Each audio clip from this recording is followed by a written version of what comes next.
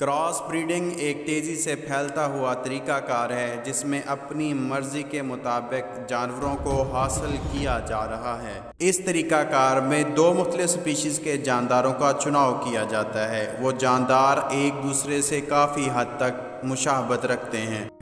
Mule یعنی خچے جسے آپ نے دیکھا ہوگا، یہ کراس بریڈنگ کا ہی نتیجہ ہے۔ یہ میول کیسے پیدا ہوتا ہے؟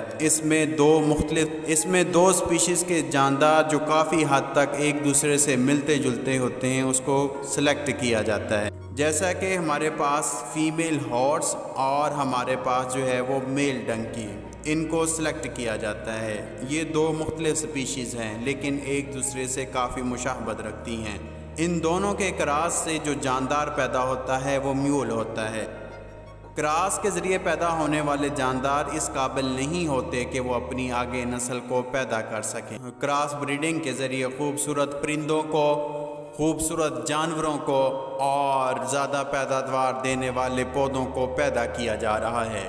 اب یہاں سپیشیز کی ڈیفینیشن کو سمجھنے کی کوشش کرتے ہیں۔ سپیشیز ہمارے پاس جانداروں کا ایسا گروپ ہے جو آپس میں انٹر بریڈ کرتے ہیں اور ایسے جاندار پیدا کرتے ہیں جو اپنی آگے نسل کو پیدا کر سکیں۔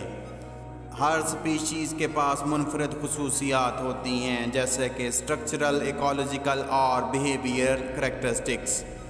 سپیشیز کا کرائیٹیریا ان جانداروں کے اوپر اپلائی نہیں ہوتا جو اے سیکشولی ریپروڈیوس کرتے ہیں، جیسا کہ ہمارے پاس یونی سیلولر آرگنیزم اور بیکٹیریا وغیرہ۔